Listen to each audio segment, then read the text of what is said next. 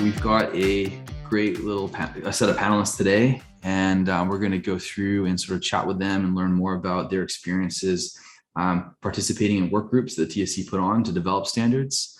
So before I do that, before I introduce the panelists, I'm just going to go through a quick sort of background about the TSC, my role as chair for this agenda or this webinar, and then also my role in the TSC more generally and some of my experiences. So TSC itself was founded in Q1 of 2020 by the Bitcoin Association. Chairman is Steve Shatters, and there's 10 members that essentially founded the TSC, and they're from various companies throughout the industry, people that most of you probably know already. And they're from countries, different countries and different backgrounds, not only in terms of culturally and where they've grown up, but also technical and business people as well. So it's not just all technical people, it's people that have different sort of perspectives and ways of looking at the world. The main purpose is really to facilitate the cooperation of industry participants. So the nature of Bitcoin is such that interoperability is really, really important for everyone. But sometimes it can be really tough for companies to kind of bridge that gap and work with sometimes competitors or other kind of companies to really make something that works best for them. So having this organization with a very clear set of goals and very strict governance and procedures and policies, it gives companies a sort of a structure, a framework in which they can cooperate with each other really well. So that was the goals that we set out, and we've worked very hard to kind of deliver on that.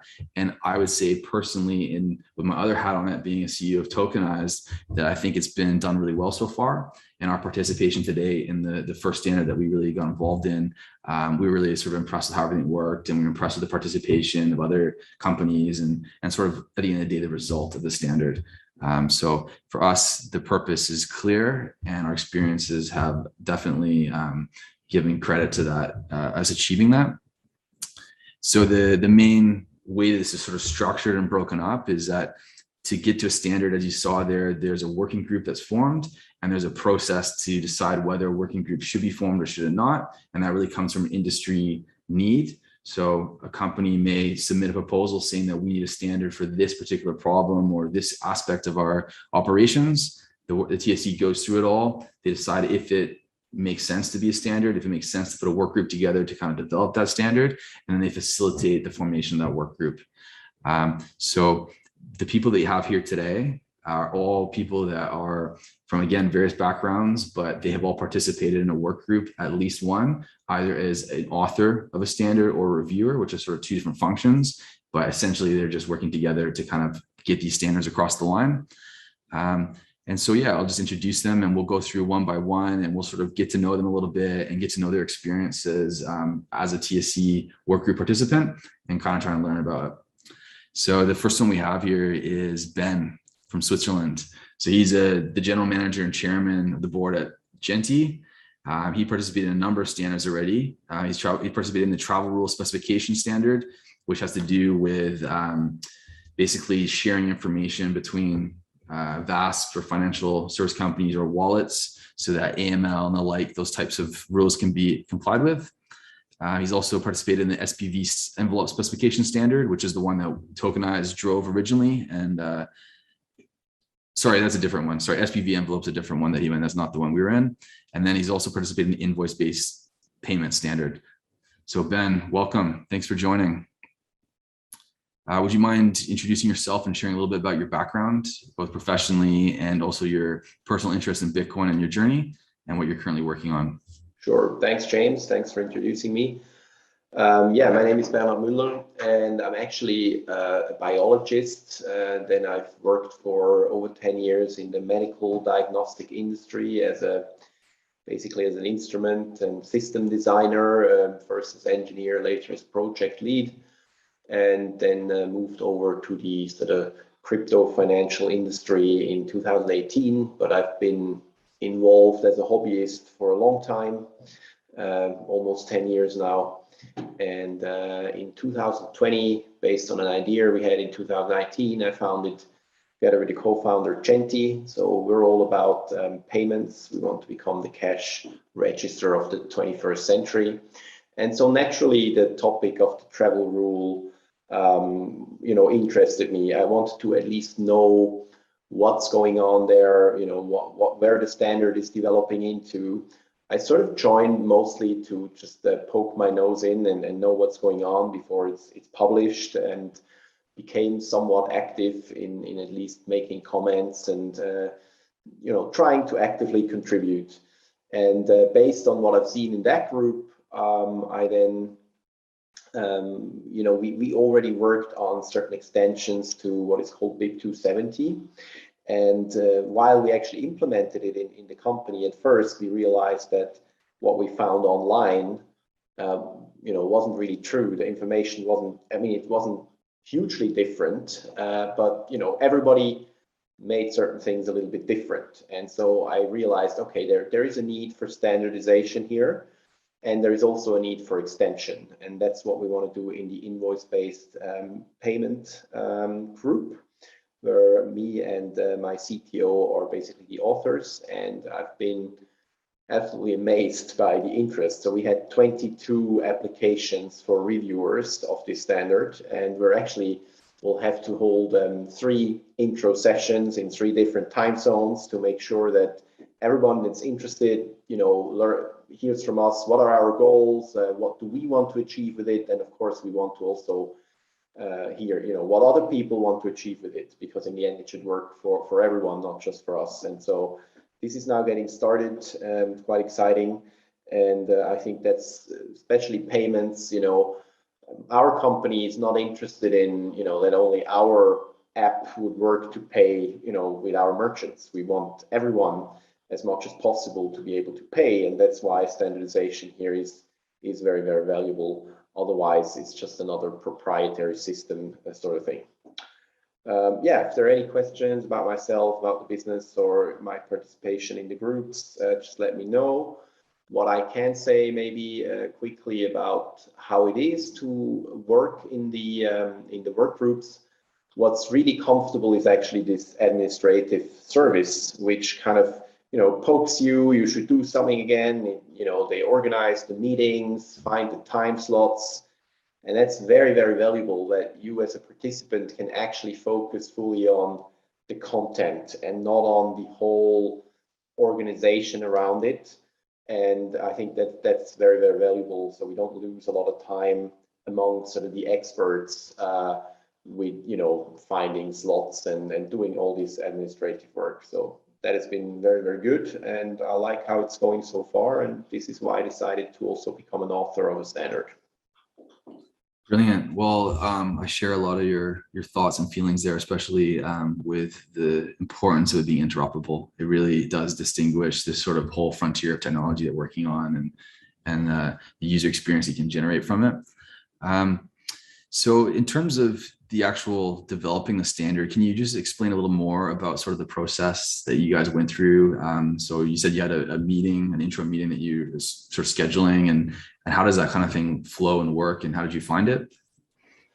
Well, okay, so for invoice-based payments, we're just really at the start of the work group. But I can maybe say, how we got there. And I've asked around in several forums or chats, and I said, hey, actually, this information about BIP 270 on GitHub doesn't seem entirely correct. And we have some ideas how to extend it, which are fully backwards compatible. So I was looking for some people, and I realized, nobody's responsible, right? Nobody owns this topic in that sense. And so I started talking first informally, I think, to some members of the committee, and they then recommended that I should make a formal request for a working group, which I did. And we basically entered there the problems we see and what we want to solve, and also the ideas for extensions we have. And of course, it should be an invite to everyone to add their own ideas as well. That's how we got there. And now the first 3 meetings will be held. Again, this will be the same meeting 3 times, because we have so much interest from so many time zones that basically this intro session will be held 3 times. And it's, I think, next week or the week after. And there we basically want to pre-select a little bit who is more like I was in the first working group. They just want to poke their nose in and see what's going on. Who wants, who has like requirements they want to bring in, who wants to actively participate, have a more active role, and who wants to just more know what's going on, because for like developing the standard, it will be very unhandy to work with 24 people in total. And so we'll try to make some sort of selection, not in a sense that anyone can't see what's going on or not participate, but also naturally, usually have that some people want to be more actively involved and others want to be less actively involved. So I hope it just falls into place, but we will have to, you know, assess that and first find out and talk to everyone involved and see why they're involved, what their interests are, and then we can also maybe even shape the goals of the standards group. Maybe they will be a little bit extended, could be, depending on the requirements and expectations that people have. And then we'll go into the more concrete work from there. Yeah, I think that's a really great point too, because our experience with the envelope specification, not the SPV one, but the original one that we did, was there some people just had a little bit to contribute, and it was important they just made sure that it went in the right direction to sort of suit their things, and other people really wanted to get stuck in and really kind of contribute. And I think that's a message that everyone should take away from this webinar, is that we really don't have a strong opinion about the way that you want to contribute. It's more that we want to bring to people who are interested in the standard and want to contribute in some capacity. So, you know, you might not be the best technical guy, but you don't need to be intimidated by that if your business has an interest in it. So we keep things welcome like that. And it's glad that you saw the same way and had the same experience. So it sounds like you had a positive experience on the whole, generally, both what you've done to date and what you're starting to work with now in this next standard. I guess you'd recommend joining it then? This is something that's a positive experience for you? Yes, if there is a topic where you're interested and where you think you can contribute, or where you need to stay up to date, you know, it could also be that you just want to stay up to date and don't want to only learn about it once it's published. So absolutely join the standards committee if you're interested in that topic. There is no point in just joining them for the sake of joining them, of course. Absolutely. So far the experience has been positive, and I think this is just sort of getting ramped up now. It's becoming much more widely known as well that the standards committee exists, and so this is also why this webinar was, I guess, initiated, so people can learn a little bit more what are the experiences of people that have worked there. And for me, it was clearly that I just wanted to have kind of a little involvement in the beginning, and as it goes, sometimes you just get sucked in a little bit. And but I think it's time well invested. It's of course time that I'm not working on something concretely in my business during I do this work, but it will benefit us all, and it will also benefit my business if we have good standards, and standards which are understood by everyone. Yeah, that's a fair point too. I thought it was kind of interesting being a work group, just hearing a particular standard, what other people are thinking about. It sort of inspires a bit of creativity and gets your creative juices, so to speak, going. Brilliant. Well, I really appreciate that, Ben. I think we'll move on to Degan. Degan, welcome. Hello, thanks. So Degan is the CTO of ELS Digital at the moment, and some of you may know him as the founder of Baymail as well. That was an app that was still going these days, isn't it? But it was quite a hot thing for a while. And you're also the co-organizer of the London Bitcoin meetup, and you've participated so far in the Paymail standard, which is still ongoing, I believe, as a reviewer. And you're also participating in the invoice-based payment standard as a reviewer as well. So yeah, other than what I've just described, would you mind just sort of sharing a little bit about yourself and professional background perhaps, and your interest in Bitcoin? Yeah, so it was really interesting to hear Ben's background is in biology. My background is predominantly career-wise in video production, actually. So again, like totally not necessarily related, but my sort of educational background is in electronics engineering, specifically audio and video stuff. So when I think of technical standards, it makes me think of like cables, and the nightmare that it is trying to get one video camera manufacturer's connection to plug into a laptop, to plug into a mixer or something like that, and all of the conundrums that not having standard connections causes or would have caused for those types of standards. So the IEEE is what comes to mind. So when I heard about the sort of technical standards committee within the Bitcoin context, immediately made me think, oh, well, we essentially have the same problems, but in software, right? We want to work with each other. We also want to gain strategic advantage if we're sort of competitors.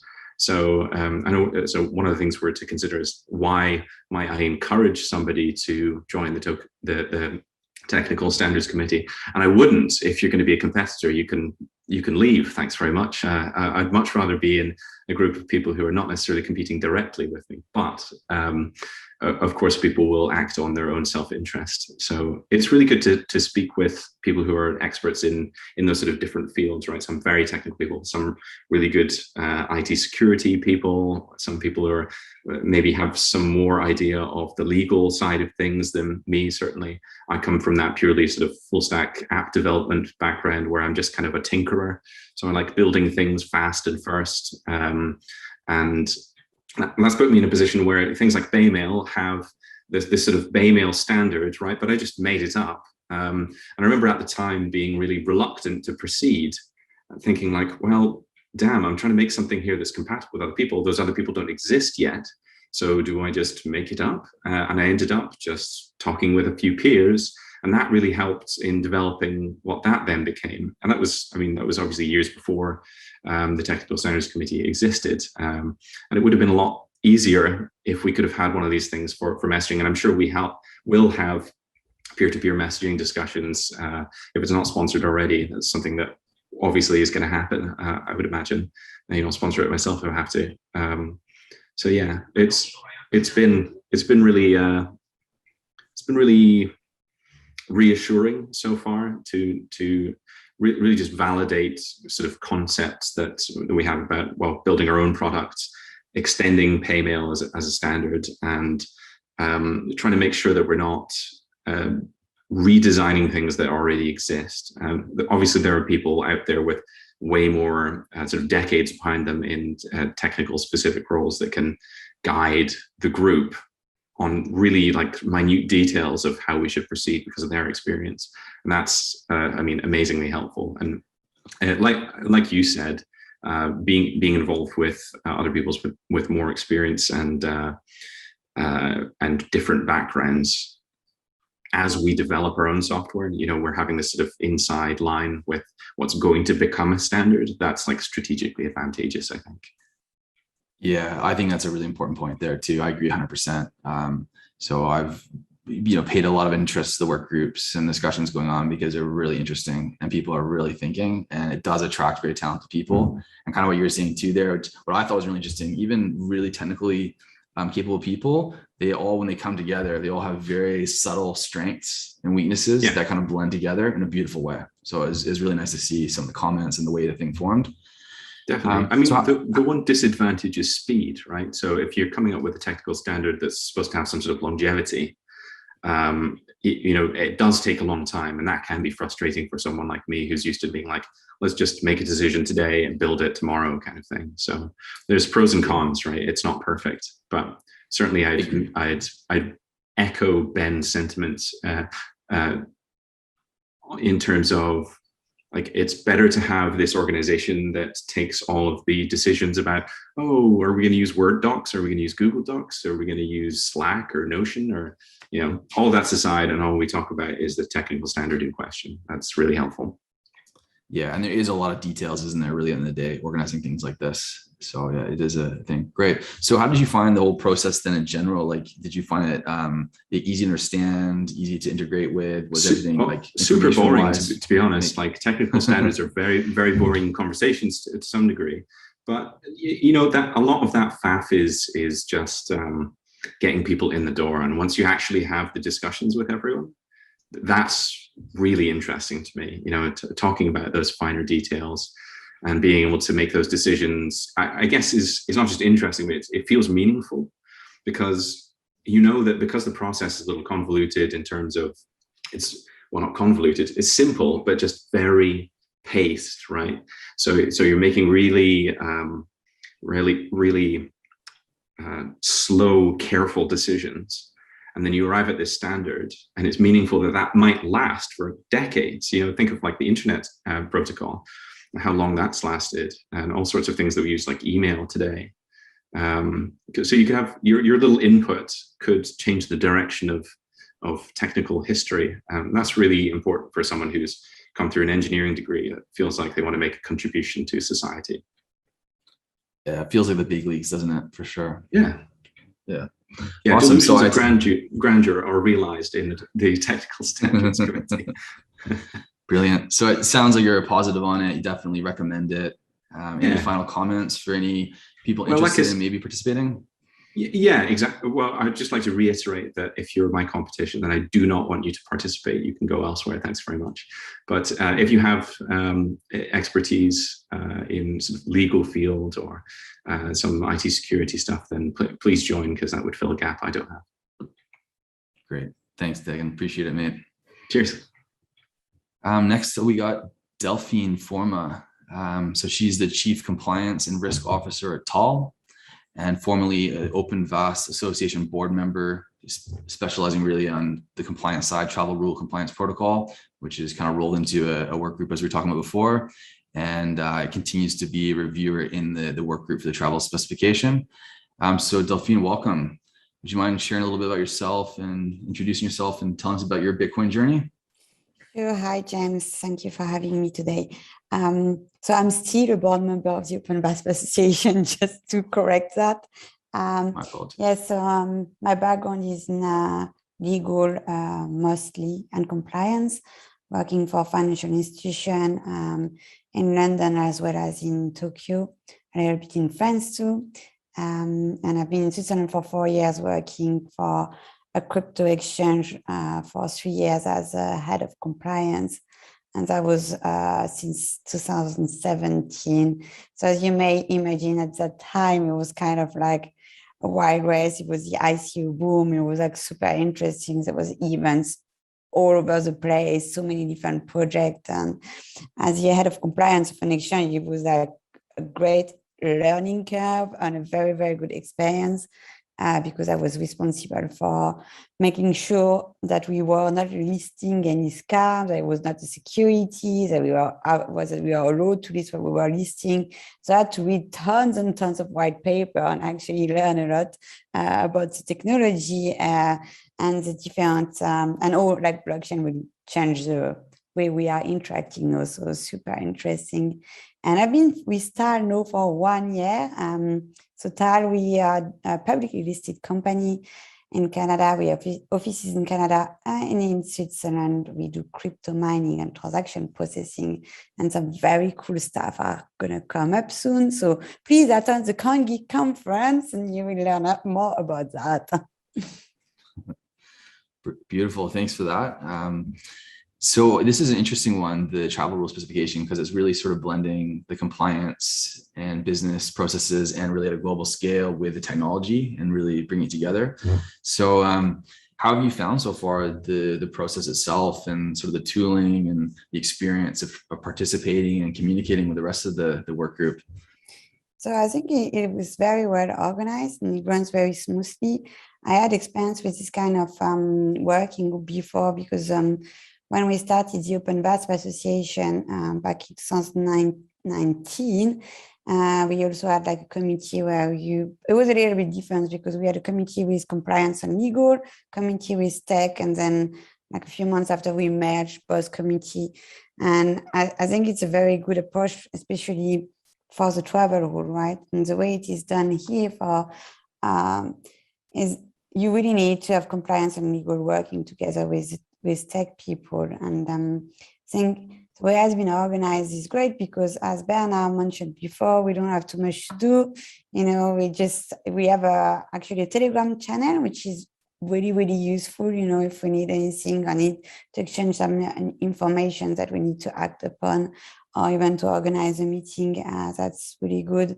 And as an expert, we just have to show up, and it's great to be able to share knowledge and experience. I think this is something which is really key for industry. Like, I think this is where the industry has a great added value compared, for instance, if you compare it to all works financial institution, crypto and blockchain, we need to work together. We actually have to work together in order to be able to strive as an industry and to reach mass adoption. It's very critical that we work together.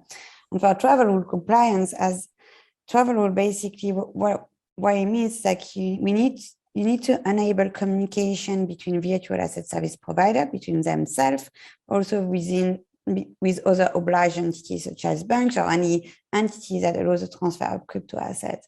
And building a standard, you need to build a standard that can be used by everyone or is interoperable with other standards. So it needs to work with what is on the market, and that's very important. It's like basically it's like building a Swift messages for crypto, because you need to exchange information between the originator and the beneficiary, and the system has to communicate together if there is another one on the market. Like for instance, like right now, main standard for travel rule compliance, you will have Signa, TRISA, BSV First Trace, and OpenVASP. And we are now looking at a new standard, but when we were looking at the standard, we also look at those existing protocols and how to leverage what has been done before. And I think it's critical that everything, if there is not one winner, that everything can communicate together. And this is why it's good to have like a good mix of people attending this working group. Yeah, brilliant. Yeah, it's been actually like very insightful to sort of see the different skill sets in that group. Actually, it's been very interesting to see how the comments go and sort of the input that's being made. And I know a lot of blockchain developers are probably very appreciative of the standard coming into play and a lot of those hard, messy technical or compliance questions being answered for them. Again, making it a lot clearer for them. So that's great. So it sounds like you've had a positive experience so far. It sounds like you like the tooling and the way that you guys are communicating through Telegram and the like. Is it sort of any parts of it that haven't been the way you thought it was, or that you sort of would take away from the experience that you really appreciated, that, you know, a subtle thing that maybe someone who hasn't been a part of it will appreciate? I would say that it just goes quickiness to my to my personal will, right? Sometimes I just would like that we move faster, but I mean, it's a big topic, so there's a lot of exchange to be done, and we are all busy. I think, like, you know, when you're part of this working group, and from my past experience, we are all doing that as volunteers, so it takes a little bit more time that, you know, if it's more like business oriented. But, you know, this is the way it works. And yeah, I really, we actually have another meeting on Monday, finally, which I think is really good. But it's also important that we get it right and that we have the good people involved. So I think, like, for future working group, it's important that different people from different backgrounds are involved. So, you know, working group, we have business, we have compliance and legal, and we have tech. And I think it's really important when you build up standards, that you have like all these different backgrounds present in the working group in order to build something that is really useful or will be used by the industry. You really need to have industry players with different background, because we all know different problematics. So, like, I will more have ideas about like what is going to be the next problem from a legal and compliance point of view. Then someone else will say, oh, but on tech point of view, there is this, and then we can talk together, right? So I think it's important you have all those functions present in working group. Yeah, fair enough. And one thing that I've noticed too, sort of the pace of it was, you know, not ideal for me in a lot of ways, but I've also noticed sort of some of the reasons and how things are coming together. And I actually do see the pace starting to pick up a little bit. So a lot of the kinks have been ironed out and things like that. So I think we're moving in the right direction there, but fair enough. Any final comments about your experience? Would you recommend it? Yes, I would. I think it's a very good experience for anyone to join working, just, you know, for the exchange of idea and for the experience of the user member. You can learn a lot. And like, if you're passionate about crypto and blockchain, like, it's such a great way to be able to make an impact and to help others with sharing your knowledge. I think it's super important. And I absolutely love doing that. I think it's just like great to be able to share with others your knowledge and contribute to the ecosystem. It's just like an amazing experience. Yeah, it's a great insight, isn't it? Like, you don't get this perspective from social media, like seeing the actual companies working so closely together. You get a real insight into some really interesting details. Absolutely. Well, really appreciate you coming on, and thanks for your insight. Thank you. And we'll move on to the next one. Before we move on to the next one, I'll just kind of remind the audience that if you guys have any questions, feel free to just pop them in the chat, and it can be to any of the panelists as they've come up, or what any general questions you have, and we'll get to them at the end. And also, if I see a question that makes sense during the conversation, I'll just put it straight up to the panelists that's actually happening. So, all right, so the next one we got is Dylan Murray. So he's a co-founder and CTO of Brightview. And he's also participated in the envelope specification standard. So this actually is the one that Token and I has worked with as well. So I remember working quite closely with Dylan on this one. Dylan, would you mind introducing yourself, sharing a little bit about your professional background and your interest in journey in Bitcoin? Yeah, so my name's Dylan Murray. My professional background, I've been a computer engineer for 7, 8 years now. I have a pretty extensive background in the open source cloud native world. So I think what drew me the most to the TSC was, in other enterprise environments, this type of process is pretty familiar to me. So we weren't necessarily interested at Brightview from the beginning of developing our own protocol. We really wanted to work with other folks to get our ideas vetted and find any standards that other companies in the space were using.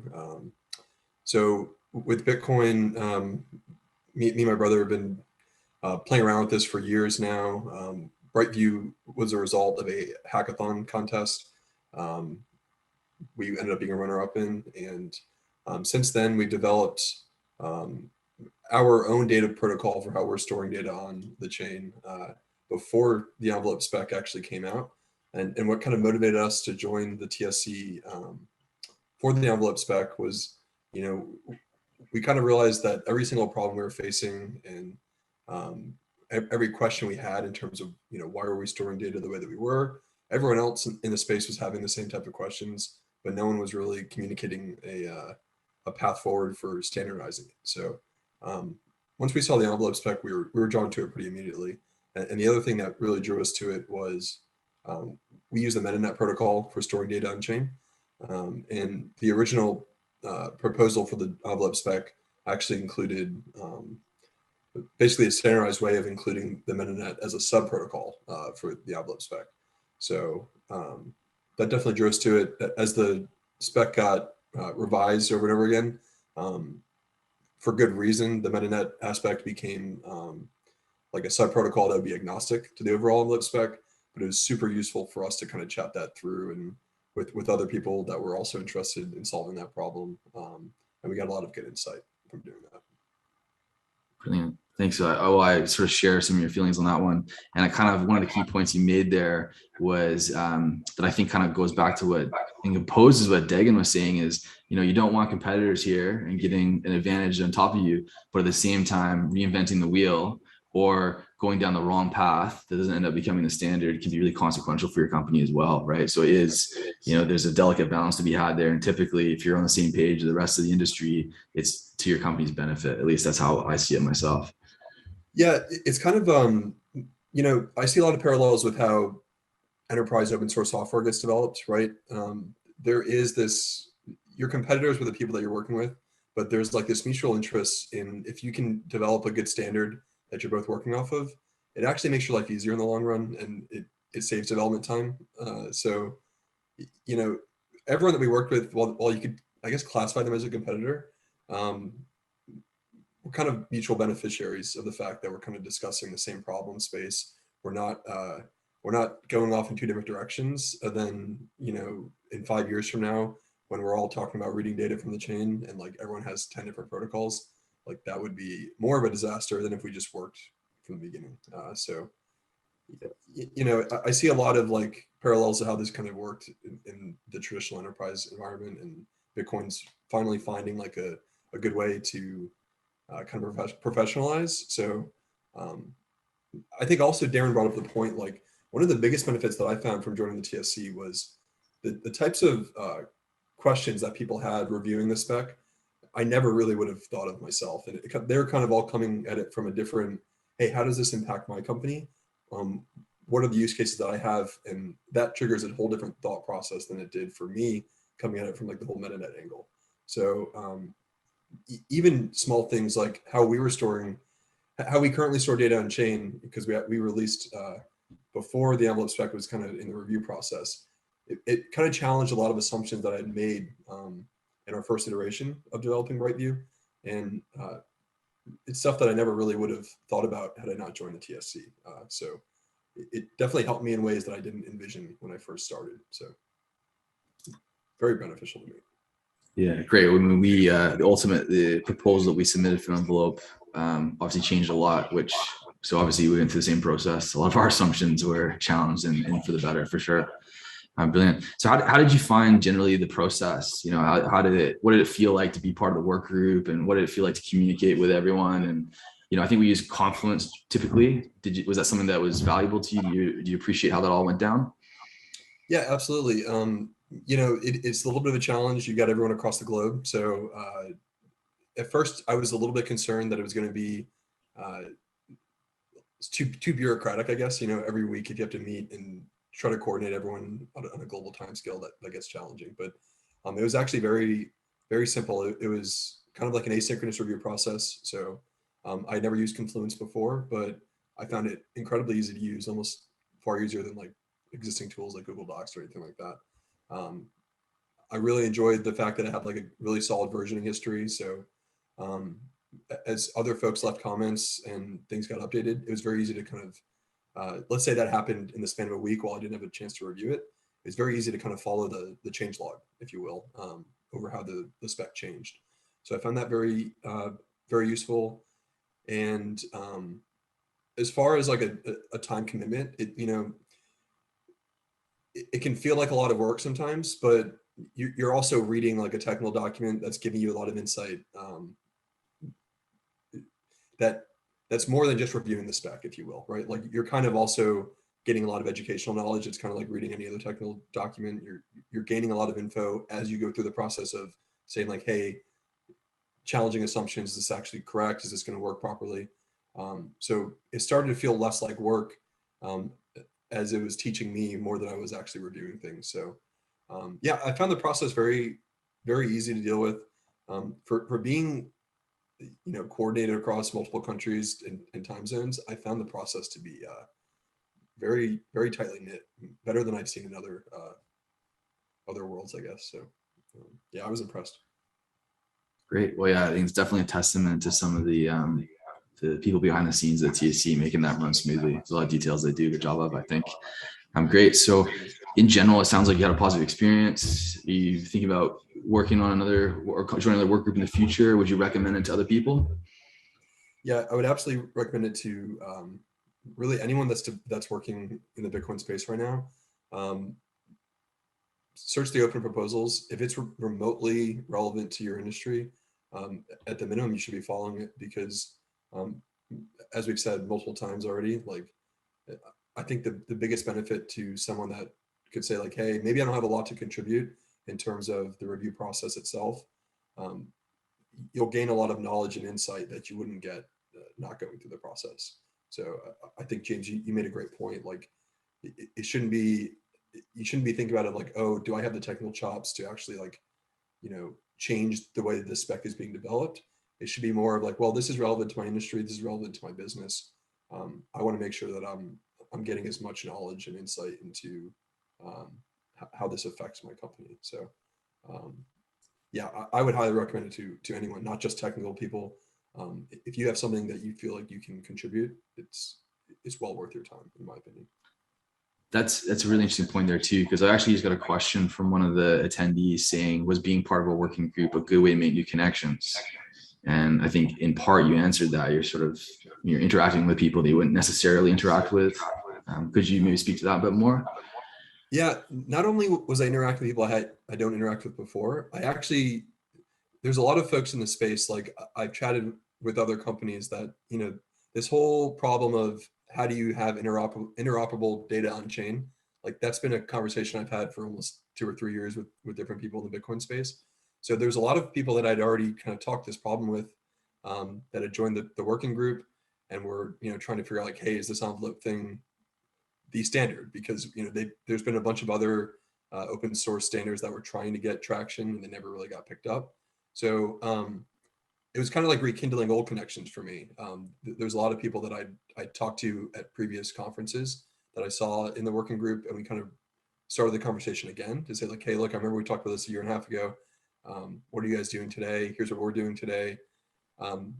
It's like co-opetition, you know, like, yes, you're our competitor, but it's just life gets so much easier if you can kind of bounce ideas off with other people that are solving the same problems as you. So yeah, I would say new connections definitely, but for me personally, like a lot of people I met before that I kind of lost contact with, and when we both kind of realized, hey, we're solving the same problem again, like maybe we should hop on a call and chat again. So yeah, absolutely, it's a great networking thing for me. Yeah, brilliant. Yeah, I feel the same way. So I've had definitely some of the strongest connections, aside obviously from people I worked with closely in the company through this. So yeah, I definitely echo that sentiment. Brilliant, Dylan. Really appreciate that. Thanks for your insights. Yeah, thank you. We'll go to the next one, Miguel. So Miguel is currently a developer at Run and is formerly a developer at Money Button and Fabric. He has participated in the ongoing Paymail Standard Working Group as an author, and he's also participating in the SPV envelope specification standard as a reviewer, which is just starting, I believe. So welcome, Miguel. Would you mind introducing yourself, sharing a little bit about your professional background and your journey into Bitcoin? Totally. Thanks. Well, I'm basically a software developer, and I've been doing that for a long time now. And I started into Bitcoin like in 2000. I really was 18 or 17 when there was like the big spike in price. At that moment, BSV didn't exist yet. It was always BTC. And I was interested in Bitcoin before, but because of the spike in price, everyone in my office at the moment started talking about that. And I had read a few papers, so at that moment I started to read more. And eventually I just put some money there just to understand, like to force me to understand how it worked on the inside. And eventually I got like an opportunity to work with in Money Button with Ryan X. Charles, and I just went ahead. Especially because I was interested in it. I had already spent time learning, and it was like, let's go deeper and see what we found. Then I spent several years working in Money Button. During a big part of my time in Money Button, I've been the only developer, or at least the only full-time developer, because the CEO was also a coder, but basically I was doing all of the maintaining and all of the code from the front end to deployment. That was like an experience of going like really like looking at different aspects of Bitcoin, because it's not only for sure making it work or having like creating APIs that people can use or putting data in a certain way. It's also doing stuff like finding that the words that you are using are actually not the right ones for final users to understand what is going on, which we had other people helping in that, but still it was like part of the same, right? Like part of the entire thing. And something that happened a lot is that, okay, eventually you have this cool feature, but it only makes sense if it's used outside Money Button, right? Like if we are, we do this, and okay, it will be really cool, and the names, a ton of stuff, but it only makes sense if people from the apps implementing Money Button or the other wallets actually do something. So we were like from the day zero, we had the need for standardization. And then eventually I started like Money Button was acquired by Fabric, and Fabric being like Money Button was a super wide company in the sense that the idea was making a really like a tool that could be used in a ton of different things. And Fabric was more focused like in the economic and financial system. So it was like a kind of change on the way of thinking the problems. But still is what it like the same thing appearing a lot of times. I standardize a ton of things, not only like that how to put the data in a way that is useful for everyone. Even how to communicate stuff to know that we are talking about the same thing is something that in Bitcoin is always not so easy to accomplish because it's so new, right? So that and well, eventually in the last 3 or 4 months, I started working in Run, and Run is again going back to the more broad usage thing. Like the idea is like having a general purpose token protocol. And even when we have, of course, our own stuff, again, it's the same thing. If you want to do something super broad and super general, you want that thing to be easy to implement everywhere. And in order to, usually what you do to have something is implemented everywhere is built on top of standards. So like if you need all the time, it's like it would be amazing if this would it would be a standard way for doing this. And we know that if we build on top of that, everyone is going to be able to use it. Yeah, brilliant. What a group of companies to work for, and people to work with. Just incredible. And I agree 100%. It's kind of like a one interesting thing about Bitcoin companies that sort of separates itself from sort of every other software project is that at the heart of it, you're always thinking about how is this going to, extend beyond my system alone, right? How does this become interoperable? How does it take advantage of the purpose of this distributed ledger that we have? So brilliant there. We got a question here that I thought might be perfect for you to answer from one of our attendees. Basically just kind of getting a sense of like how much time did you spend each week in the working group? How much work do you do outside of them? What was sort of the commitment that you've seen, if you feel like you've had enough experience in the payment to say? Well, payment had like two moments. Like payment started as a before the standard committee even existed. It started as a workshop, and it happened that the same idea appeared in different minds of different people of different companies basically, and it was like, okay, this apparently this looks like a good idea if all these smart people is saying I arrived to really similar conclusions. So we made the first spec. In that spec, my main role there was that I did the first implementation, which I really there's still people using it. It wasn't a perfect implementation because it was a implementation meant for Manimaton, but still it was as general as we could. And for that first moment, and this wasn't exactly the Bitcoin Standard Committee, but it was a process of creating something that was going to become a standard. And that took some time, but because doing the first implementation, what happened is that I started finding the issues on the spec, right? Like, look at this, I don't know, could be a lot simpler if we change it for this, or I noticed that whatever other tool you're using doesn't support this other thing. So that was like a spike in time consumption, but that made sense. It was strategic for my company at the moment doing that, and we decided to spend the time working on the first implementation and improving the spec. So, but then you have moments where I don't know, you're waiting for reviews, then you don't have to put so much time on it. And also it changed if you're a reviewer and if you are an author, and it changed about that how much interest you have. I believe that the groups are broad, and I believe that everyone understands that not everyone is going to put the same amount of time. And if you are in more than one group, there is one that is super strategic for you, and where you believe that your skill set is actually useful, so it makes sense that you put more time. And there are other ones where your role there is just, I don't know, you are very useful for certain part of the process.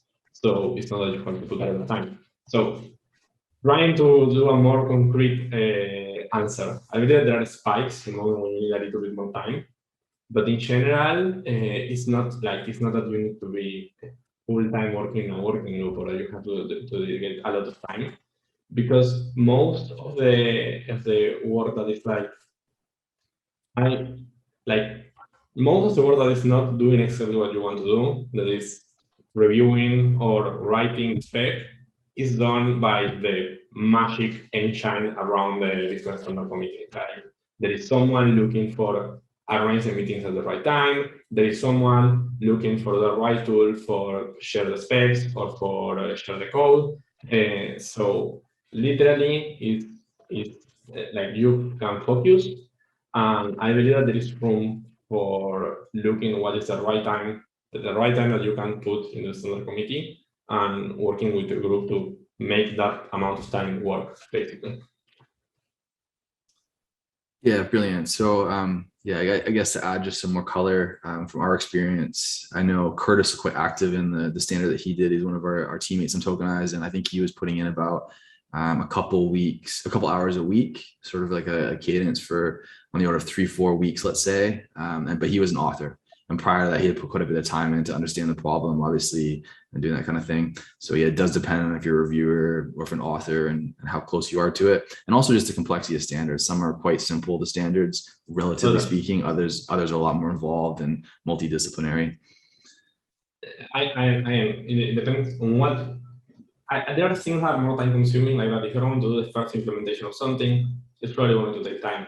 But probably if you decide to do the first implementation of something, because you have some interest. So that is not going to be time that you say, oh, how much now? You're going to be like, how lucky I am that I can do actually this. That's going to be super helpful for my business and for my company and for the ecosystem. So like that you say, a few hours a week, I believe that is accurate. And I believe that you can like be flexible and speak with the team to something that works. And if there is a moment when there's a spike of time consumption, it's probably because you are interested in actually doing that. And likely going to be work that you would have to do anyways, right? Because it's solving problems that you want to solve, and in all practical, it's going to save you a lot of time, I think. Totally, and it's like for you and for your company and probably for the ecosystem, right? So it's like those moments where you usually you have enthusiasm or what you're doing in those moments. Yeah, so I mean, I've seen that in spades. Everyone is super passionate about it, and the discussion's been super lively and thoughtful, which is always just a pleasure to be around, isn't it? Especially when you're interested in it as well. I got another question from the attendees. So what are some of the activities of the working group? Is it mainly discussion, or are there other things we can do? Do you mind responding to that? At least how's your experience has gone? So that I can talk from my experience. There is definitely like conversation, talking, discussion that is important. And they should mention the fact that there is like a ton of well, actually several mentions, but like you can go with a topic that because there you have like so many different expertise, like it transforms into something else, right? Because there are people that have totally different skill sets than you. So there is a part for sure of talking, there is a ton of learning, like literally the idea is doing standards that work for the entire ecosystem. And the entire ecosystem is kind of translates of the humanity, right? So there is a ton of things to do there.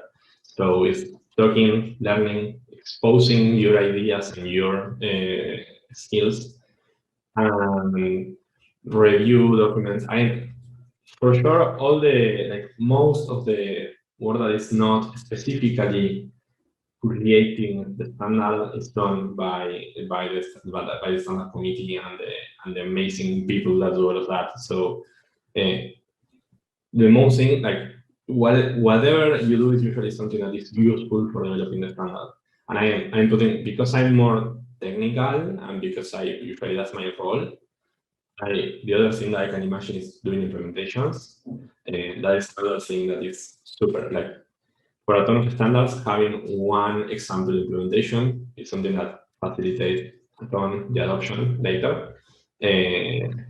Writing ways to test other implementations, finding useful information like previous attempts or how that problem that the standard solved was solved in another place, like research, writing ways to use the standard in the correct way, like whatever facilitates the adoption is also kind of part of doing the standard, because the standard in the vacuum is probably not going to be used, and if it's not used, it's actually not a standard, right? So those, I believe, is another part of the work that is super important. Yeah, I agree 100% with that there too. I know from the TSC's perspective, a lot of thought was put into sort of how you structure all that and how do you make it really usable and extensible and official for a long time. So it's good to see that you sort of saw the value there. Great. So it sounds like you had a positive experience and you obviously joined another one. So you recommend it then to all of our attendees? There is actually something that I want to go with a different opinion that we heard before, like this idea of I will not encourage like my competitors to enter, and I'm like 100% feel different about that. Like one really cool thing that I developed and when I was working in Boniboton was working with Handcash, and Handcash it was kind of like we had a really similar market or space, right? Like it was a wallet SDK for apps, both with the tiny differences, but in really similar purpose. And working with them was an amazing experience. I believe that what we got was super useful. And there is this thing like sometimes I believe we think everything as in Spanish the word is soon zero game. I don't know if that expression exists in English, but basically like a basketball game, right? In a basketball game, you need to like have more points than the other team, and there is basically two ways to do that. And you have to do both. That is, score points and stop the other team for scoring points. But the business is not exactly like that. Like if you have currently 1% of the market, there is two ways to increase your amount of like revenue. You can get more amount of the market, like go to 3, 4, or 5%, or you can increase the size of the market. Right? If the market is 1,000 people, then you have 10 clients. So if the market suddenly is 10 million people, then you have a ton of clients, right? By having the 1%. And I feel that doing this kind of thing, especially in the moment where the Bitcoin is, actually helps to increase a lot the size of the market. Like you can actually collaborating with your competitors or with whoever. We can get to the moment where both grow more than they would have grown if they would have done the thing by themselves alone, right? So I believe that collaboration, like I believe in collaboration, and especially in the moment where Bitcoin is, where like we have, like Bitcoin is full potential. If it's full potential, that means that we need to apply that, transform that potential into reality. And the way to accomplish that, I believe, is by collaboration and by having, like, at the end of the day, what I want is Bitcoin to sell to humanity. And for sure, probably that involves doing good businesses and producing shows and doing a ton of stuff. But I feel that in the standard community is one of the places where we can see like the bigger picture and go into that thing of how we can actually make the Bitcoin ecosystem better. That for sure is going to benefit me and my company. But also it's like much more than that. And the way that it's going to benefit my company is by benefiting the entire ecosystem. So yeah, really good point, I think, because especially essentially BSV is such a low-level protocol that network effects are so critical to all the business on top of it. And if you're all working together, you can build those network effects in a more productive multiplication type way. So I think it's a really insightful point there. Brilliant. Well, I think unfortunately we've run out of time, and I think we've answered all of the attendees' questions so far. But Miguel, I really appreciate your sharing your experiences and insights there. And thanks to everyone else, to all the panelists for your insights and experiences as well. And thanks to the attendees for attending. It's been a pleasure.